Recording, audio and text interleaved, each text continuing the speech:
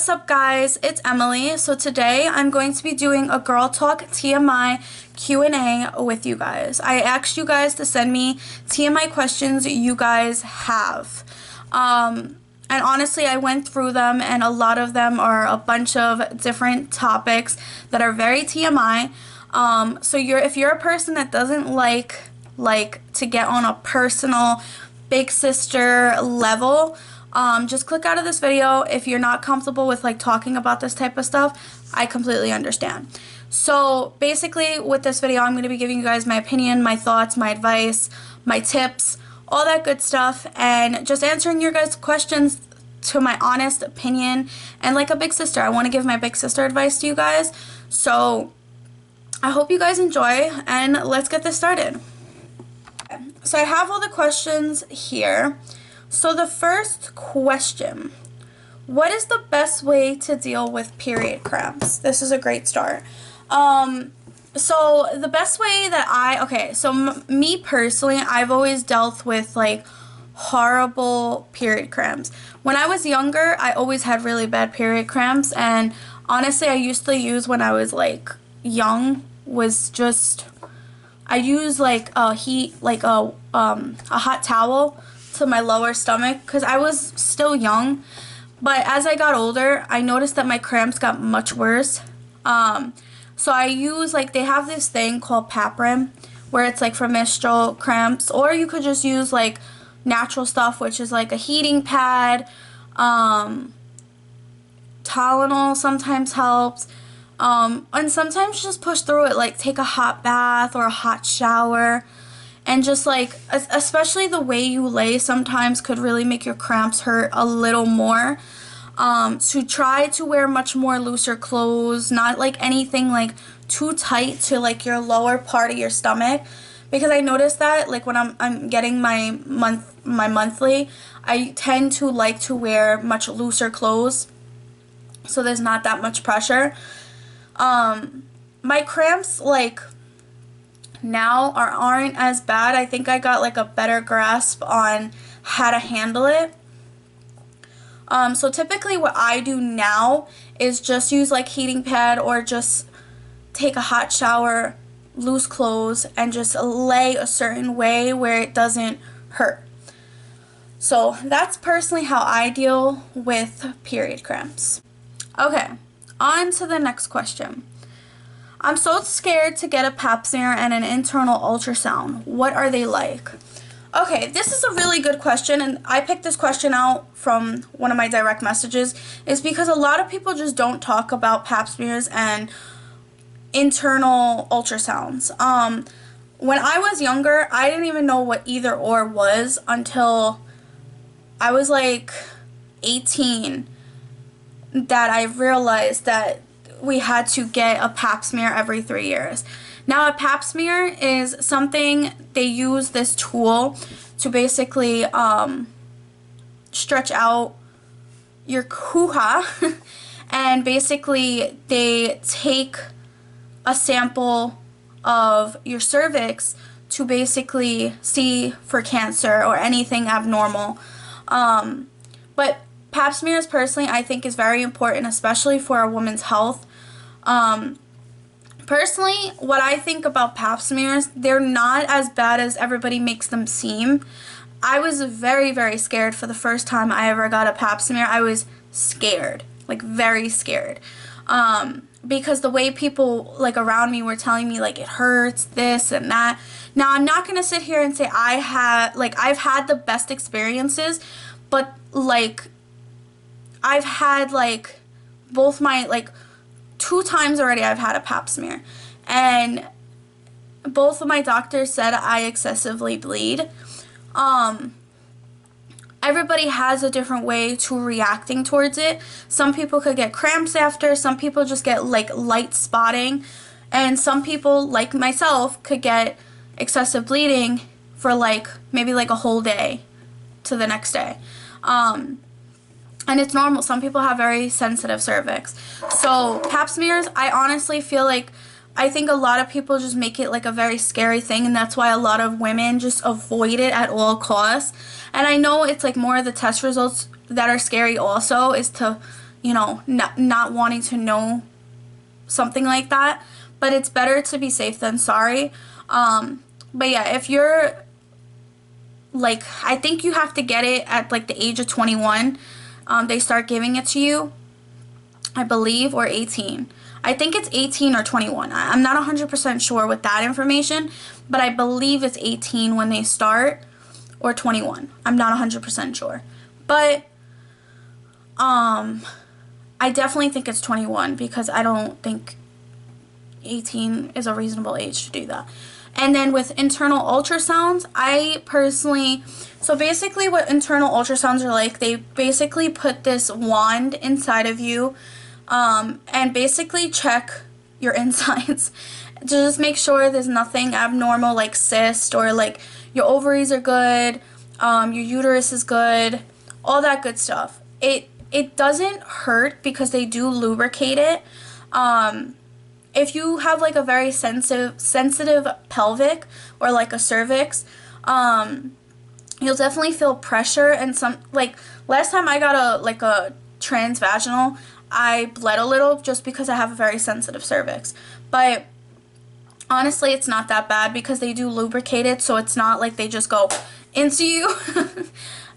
They're very gentle, and honestly, whoever you prefer as your OBGYN, whether it's a female or a male, just make sure to let them know like you're very sensitive and you're very anxious or whatever, just to let them like prepare of like if you have like anxiety or something and things like that. So, but like I said, guys, it's not as bad as what people may make it seem. Okay. Next question. How do you get comfortable going to the OBGYN for the first time? Okay, this is a really good question because I feel like a lot of women in general have a big fear with going to the OBGYN in general, not just as your first time, but just in general. I know every time I've been to the OBGYN since I've been 18, I always have like very anxious about it. Me personally, after like the first or second time, I feel like you just kind of get used to it. I personally prefer a female because a female already has and knows what the female body looks like. And I personally just feel more comfortable with a female doctor because I feel like they're not going to judge or make you feel uncomfortable. They'll talk to you during your first visit, things like that. Every experience I've had, a lot of my doctors talked to me and like, you know, made me feel very comfortable. Honestly, like your first time going though, it's very, I'm not even going to sit here in front to you guys. It's very nerve-wracking because it's somebody that's going to see your breast, your coochie, your butt. And the only reason why I say your butt is because they're basically have to get, you know, check you and stuff, but they don't check your butt, guys. I'm just letting you know. They just, in that area, they have, it's just there. So basically they're seeing your body, and I know it's very scary because some people just have really bad insecurities, and like, you know, it's another human basically looking at your body, especially like those parts of your bodies that you may just be insecure about. But honestly, my advice to you is whoever you prefer gender-wise, whether it's a male or female, like I said, if you prefer a female, it's much more comfortable because they do have the same similar parts as you. And, you know, I know some people are like about having a female doctor, but I think it's more comfortable because it's just like they're not very like judgmental. I know there's some that are like, that's just any doctor in general where they're very like upfront, forward. But that type of doctor, it's just like you just gotta let your nerves just let go. Once you're there, you're there. And you know, we gotta do this for the rest of our lives, ladies. We gotta do this for the rest of our lives. So after the first or second time, it's not as bad as it may seem. After a while, you kind of get used to it. It's like a routine thing every year. Or every few years, however you guys want to do it. But I usually go every year for my annual, so you kind of just get used to it. It's not something that's like out of the ordinary or like not normal, because it is normal. It's very important to take care of your female reproductive system. So yeah, just try to calm yourself, relax, let your doctor know that you're very anxious or whatever the case is, so they could just make you feel comfortable. Honestly, that's my best advice I could give you, because I was very anxious the first time. I was very nervous. I was very nervous that I was gonna like get hurt, whatever the case was. I was just gonna make a bad move, but honestly, it's not as bad as it may seem. Okay, do women need to shave all of their body hair? I'm going to say a big fat no. Just because I feel like we grow up in a society and a generation and like just life in general, we see a lot of women on social media that get rid of those things, where they kind of normalize it, where it's not normal to have body hair. And it's not right, because, you know, a lot of these like young generation and like, you know, even like early 20s, early 30s, we're in a stage in our lives where we look at social media and we see all these like celebrities and they're like their body figures and no hair and this and that, like basically seem perfect, but in reality we know that a lot of it's like plastic surgery and like things like that, and laser hair removal. So I feel like, do we need to shave our hair? No, I feel like hair should be normalized, and I feel like if a man doesn't accept you having hair, guys have hair too. I feel like hair is a natural thing.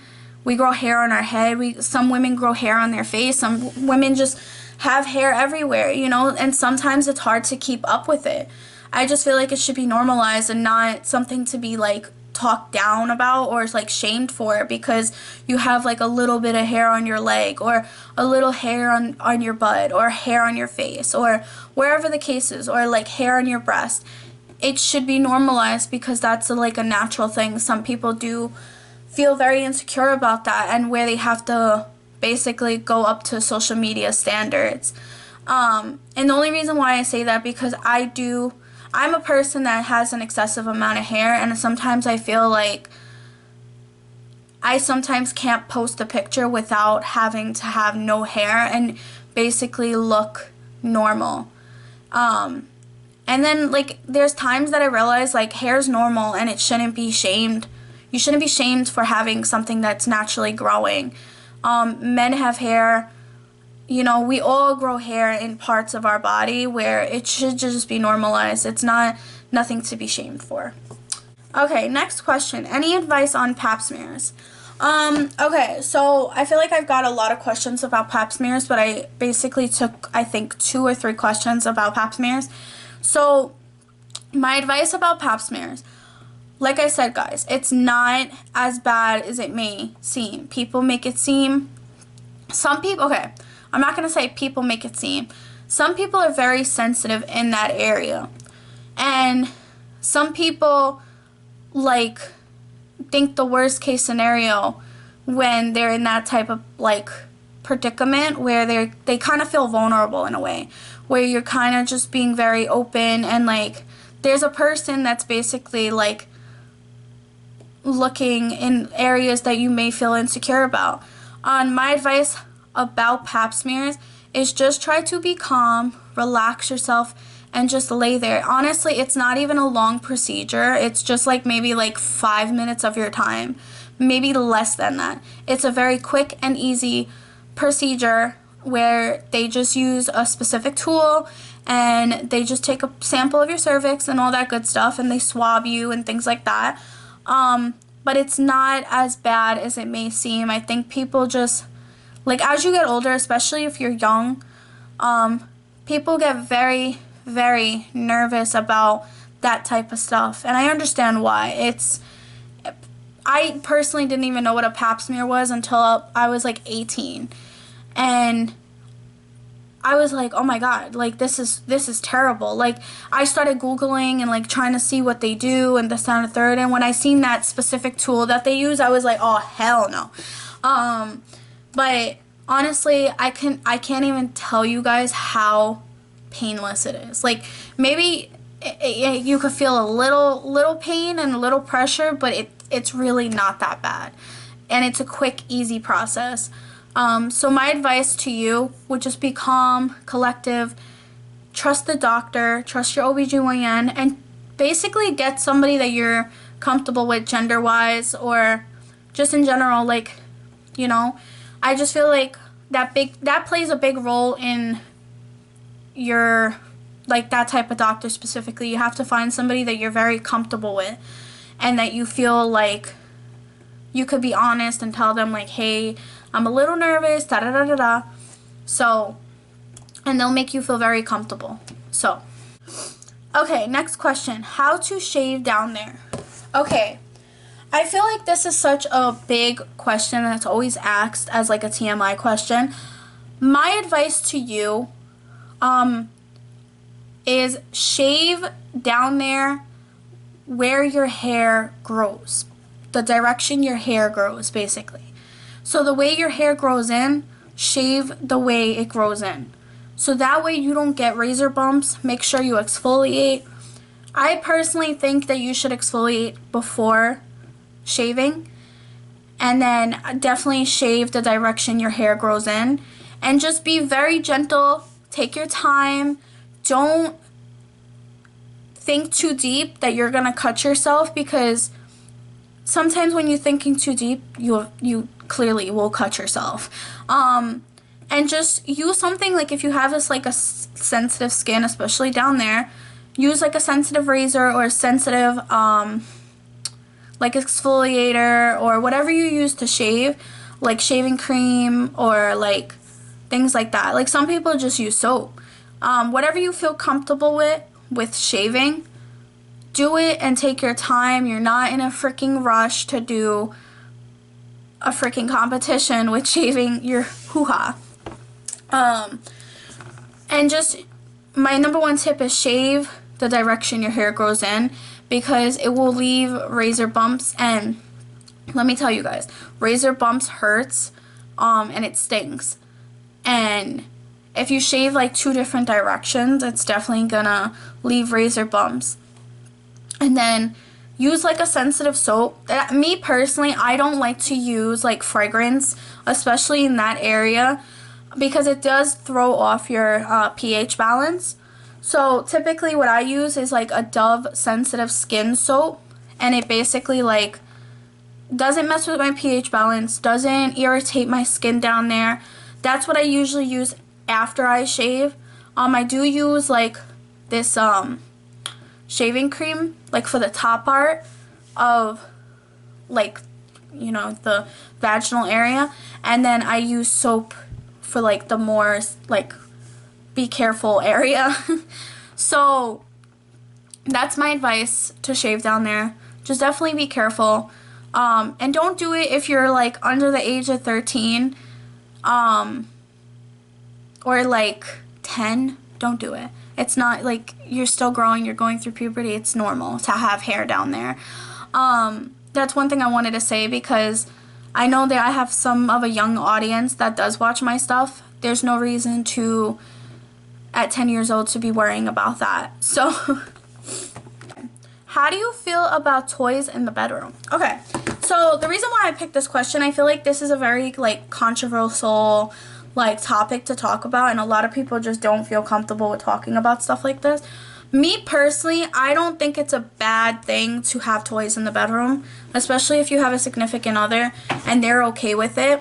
I feel like it should just be like normalized. It's not, I feel like a lot of guys look at it as like that you're not pleasing them, but sometimes females genuinely, and I'm gonna keep it real, if you're a female and you know this, some girls just need an extra sensation when they're in the bedroom. And it's not because the guy's not doing enough. It's just sometimes there's different parts of the area, like in the area down there or like on your body, that you just need extra sensation. I don't feel like having toys in the bedroom is a bad thing. I feel like it'll spice it up. And like if the guy's okay with it, and you know, and you don't make it like, you don't like sacrifice like just rely only on that, and because that does make the person feel like will make the person start feeling like very insecure, like they're not good enough, and that you need like a materialistic thing to please yourself. But it is okay to have toys in the bedroom. That's just my personal opinion. I don't feel like there's anything wrong with it. It's not a crime. Okay, so the next question is, do you ever feel guilty not being in the mood? Me personally, now I've been in my relationship for 7 years, and me and my boyfriend have really great communication. I've never, ever felt guilty or peer pressured or forced into having sex with my boyfriend. There's never been a moment where I felt like he made me feel guilty for saying no. He always respected how I felt, and if I said no, no was no.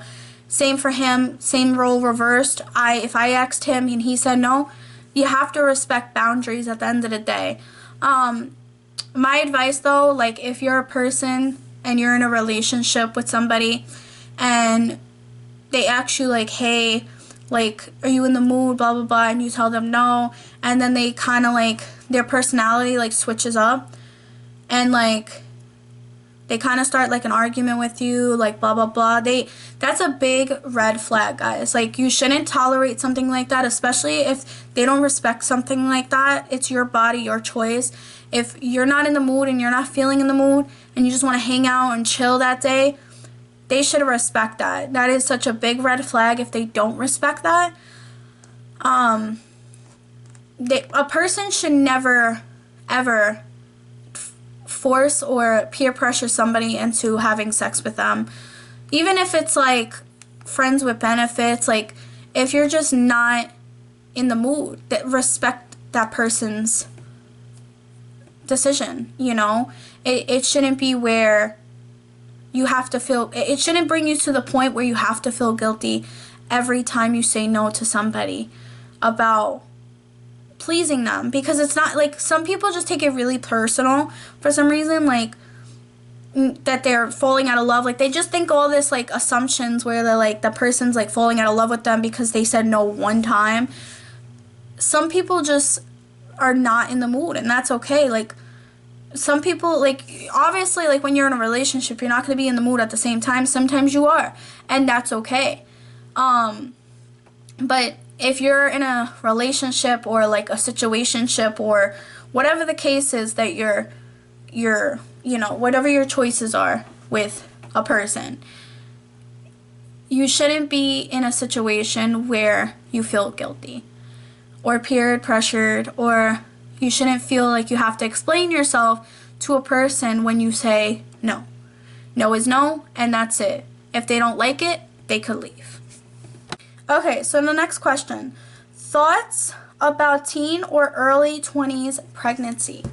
This is a really good question because I feel like there's a lot of opinions about teen pregnancy, early age pregnancy. First part I'm going to cover is teen pregnancy. When you're a teenager and you're already sexually active, I feel like they know what they're getting themselves into, and if they know that they're not using protection, and they know what they're basically opening in their legs and things like that, and they know what the situation and the outcome's gonna be. How I feel about teen pregnancy, I don't think there's anything wrong with it, because at the end of the day, anybody's gonna get pregnant at any age, whether it's an accident or whether it was intentional. At the end of the day, it's like, once you lay in the bed, you gotta take that responsibility now. You gotta take that decision you made, and you gotta deal with it. You know, I don't think there's anything wrong with teen pregnancy. I just feel like you should have a good decision in your brain, and like what you gotta do for yourself. Like start working, make money, save. You gotta prepare for a lot, especially when you're a teenager. It's an unexpected thing to deal with, especially at a young age when it's teen pregnancy. But going against a teen for doing that and like things like that, they're gonna need all the support they can. Instead of going against them, support them. Because accidents do happen, and you know, I personally am not for getting abortions and things like that. I just don't feel like it's, unless it's it's a very, very horrible situation, like rape or something like that, with abortions. But I feel like a teenager is more than capable of making a decision and know what they're doing. And, you know, they have to take on a responsibility of their own. So that's my thought on teen pregnancy. My thought on early, 20s pregnancy, I don't see anything wrong with that. I know a lot of people are like, go to college and do this and go get a career and this, that, and the third. But at the end of the day, you know, everybody has a different way of their route. Everybody has a different way of, how they want their life to be, their life path to be. You know, some people get pregnant before getting married. Some people get married before getting pregnant. Some people go to school before getting pregnant. You know, everybody has a different life path of pregnancy, you know, and I feel like early 20s is the perfect age to start a family. But you could still start a family at any age. You know, you could get pregnant right now and you're 40, 50 years old. You know, at the end of the day, it's you can't judge somebody based off their choices in life, because it's not your life that's going to get affected. It's their life, and if it makes them happy, and if it's something that they chose to do with pure intentions of doing it, then you just got to respect that, whether you like it or not. Your opinion's relevant, but not when it's somebody else's life. Because if you're not walking in their shoes and you don't know the reasoning behind why they're making those decisions for themselves. I feel like pregnancy from teen to early 20s, I feel like is a big opinionated conversation, because you know, everybody's from different generations. Some people are old school, some people are in this new generation mindset, you know, so everybody has their own way of an opinion. But like I said, if it's your life and you're not walking in that person's shoes, you have really no say-so in what they decide to do, especially when it comes to pregnancy, because some people have a story of why they decided to get pregnant before going to school or deciding to get pregnant before marriage. You know, I feel like a lot of people look at things a certain way, and everybody has their own different beliefs and their own paths and their own decisions of how they do it. And like I said, accidents do happen, and once, you know, I'm trying to think of that saying, once you make that decision, it's with pure intentions, I don't see anything wrong with you making that decision for yourself. And of course you're going to get judgment, you're going to get opinions, but at the end of the day, that shouldn't change your choice of getting pregnant at a young age, or not getting married before pregnancy, or not going to school, or not doing this or not doing that. Everybody has a different way of making their life path, and that's that. Okay, so next question. What is your thought about abortion? That is so funny, because I was just literally mentioning this in the last topic I was talking about. So my thought, I feel like this is such a very, very, very, very, very, very, very touchy topic. A lot of people have their opinions about it, religious beliefs, things like that. But this is my opinion. Don't take it personal. This is what I believe in. This is my opinion. That's it. My thoughts on abortion. I feel like if you're in a really bad situation, the circumstances, and I don't know exactly what words I could say, but let's just say sexually assaulted.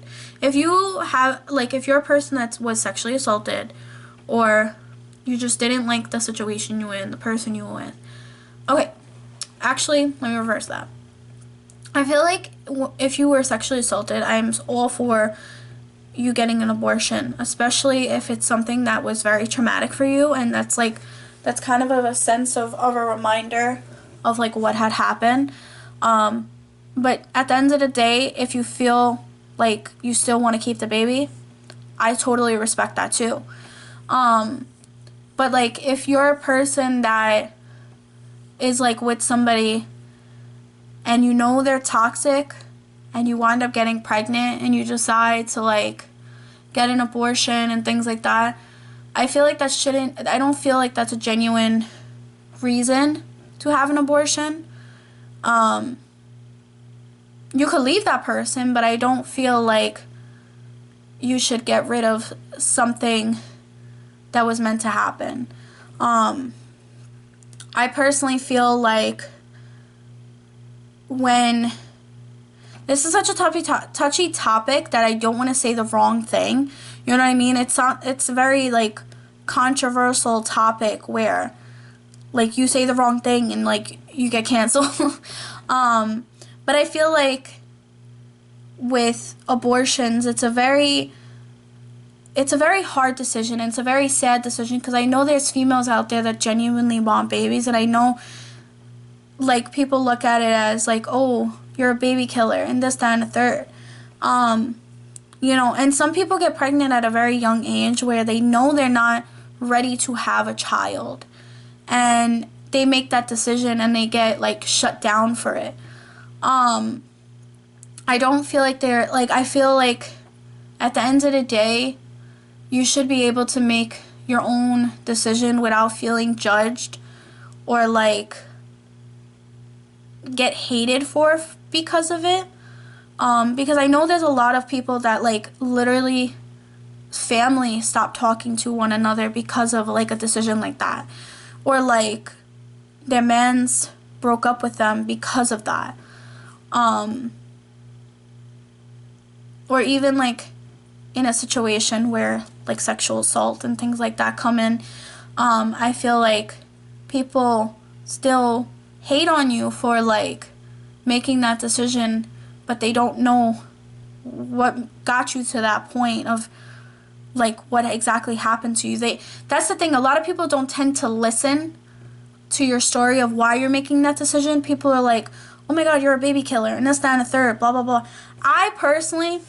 Now this is the only thing I'm gonna say, I personally am not for, this is just my opinion, like I said, don't take it personal, I'm personally not for if a person decides to have an abortion and decides to have an abortion like after like maybe like if they're like almost their 9-month mark.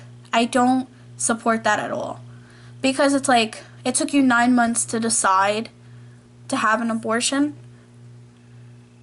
and the baby's basically fully developed at that point. I feel like to that point, to that extent, I feel like it's heartbreaking, honestly, because it's a life, you know, and I get very emotional about like abortions because I'm a person that genuinely wants kids, and you know, there are females out here struggling to have kids and you know, things like that. So when when it's a baby that's fully developed and you decide like 9 months in to have a baby, to have an abortion, it's like that's heartbreaking to me, because it's like it shouldn't have came down to that. You should have made that decision like early on of the pregnancy, if that was the case. But yeah, abortion is like, at the end of the day, it's your body, your choice. You should be able to make the right for your own decision. And one thing I'm gonna say about abortions is a man shouldn't make your choice of your body. Your body, your choice. No man should have an opinion about a woman's body, a woman's pregnancy, a woman's choice of an abortion. At the end of the day, my tongue just twisted. At the end of the day, it's your choice. And one thing I could say, if you're in a relationship and it's genuine and the guy's like, don't have an abortion, this, that, and the third, it's like, are they carrying the baby for 9 months? Or are they, like, things like that? You know, I don't feel like a man should be able to have his opinion, but I also do feel like he can have his opinion, especially like if because it's a two people thing at the end of the day. It's not just a one person thing. Sometimes it is, but it's sometimes like a two people thing where you know, you guys create a life together. And I feel like the man's feelings are relevant too, especially with a decision like that. But at the end of the day, it's like it's a woman's body, woman's choice if she really wants to keep it or not. Very touchy topic to talk about. I really just don't want to say the wrong thing, but this is my opinion, so don't take it like, don't try to cancel me because of my opinion, guys. This is my opinion. I just feel like abortions is a very interesting topic to talk about. How to keep things spicy when you've been together for a while? The question, they put another word instead of for a while. Okay, so I don't know if you're talking about spicy in the bedroom or just the relationship in general, but I'm going to talk for both. To keep the relationship spicy, like, as long as you've been together, whether it's 5 years, 15 years, 35 years, 60 plus years, I feel like how to keep the relationship spicy and alive is really just do the things that basically made you guys fall in love with each other. That's like the one thing I love saying to people. Do things that together that are like really, really bond memories for one another, and like do them all over, whether it's like a little different or like it's not like repeated if you keep going to the movies together, or it's not weird if you just go to this one favorite dinner spot together. And it's not like, do the things that genuinely stand out to you in your relationship. And even to spice things up, do different things in your relationship. Like, do something that you guys would have never thought you guys would have done together, like going on a cruise, jumping out of a plane, freaking bungee jumping, going on freaking an expensive trip together. You know, like, do those things. I feel like those things, like, really spice up your relationship. But for the bedroom, to spice things up, you could bring toys in. You could do new positions. You could do new positions. You could do new things that, like, basically that you, I feel like you guys, people should communicate what their interests are, especially when it comes to their sexual desires. And if that person's not into it, they have to respect it. But if you're open with your partner or whoever you're having sex with, I feel like that could spice up your relationship extremely, because it's like, okay, you know what they're into, and it's like, if you're both on the same page, then yeah, go for it. Go do that thing that you guys plan to do. I feel like spicing up things in the bedroom, I definitely think it definitely, because I feel like intimacy is also important in a relationship. It's not the most important thing at the end of the day, but it is important to an extent. I feel like, you know, at the end of the day, it's the person you're with, not what they could pleasure you with either. So I definitely think, like, if you want to bring some toys into the bedroom,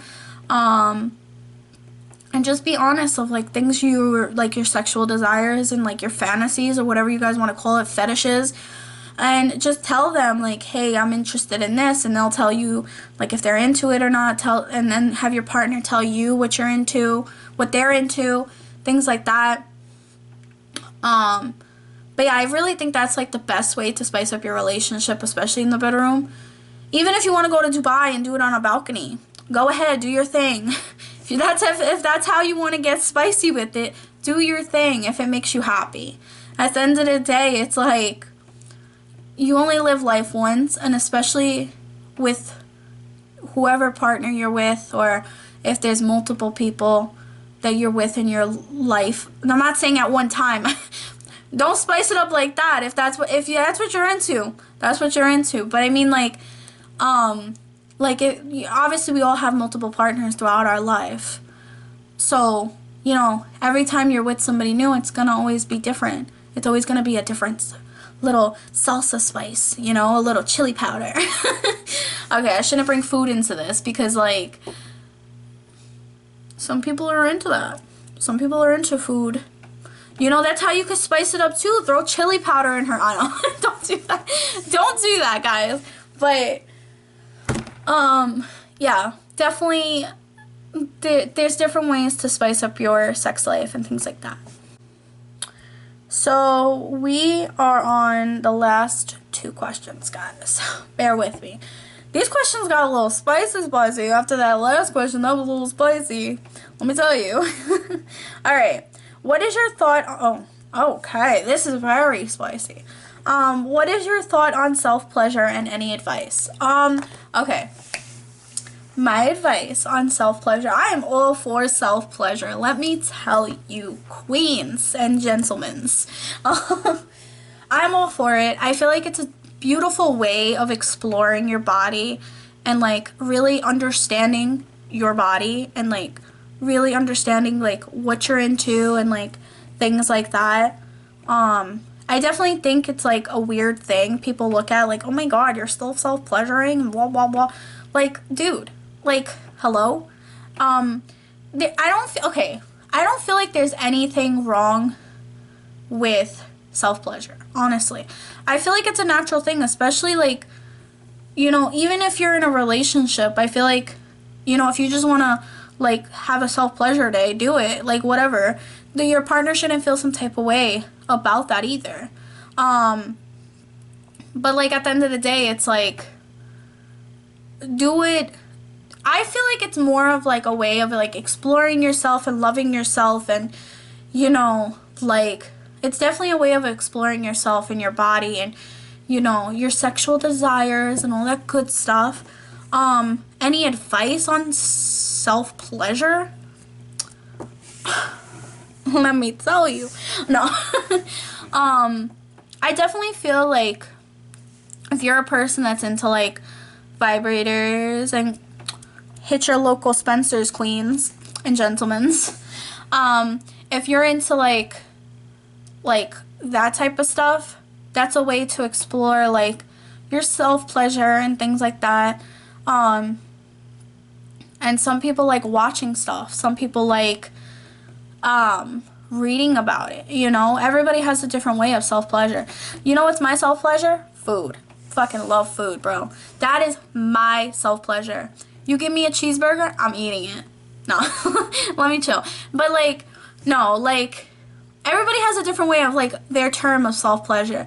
But with this person that they asked me this, I know what they're talking about is in, like, you know, exploring their body and, like, things like that. So I feel like self-pleasure should be normalized. I feel like people just, like, it's not a topic that people like to talk about it because it's like, oh, do you do this to yourself? Or don't ask about it. Just ask, like, hey, like, do you do this or whatever? But, like, don't ask for details. Like, don't make it weird.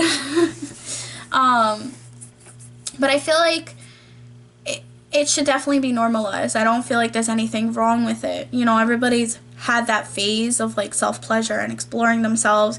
And some people are still exploring themselves as old as they are, you know? Like, some people are still trying to discover themselves and, like, you know, I feel like it's a way of, like, really trying to figure yourself out also. You know, some people, like, with their sexuality, for instance, that is a very touchy topic, but I feel like that's a way of also figuring out, like, your sexuality in a sense. And even when you hook up with a partner, that's like a way of self-pleasure. Like, does this person give me self-pleasure the way this other person could? You know, with genders or, like, however you want to sexually identify. So I feel like self-pleasure is a discovery within yourself. That is the best way I could describe it.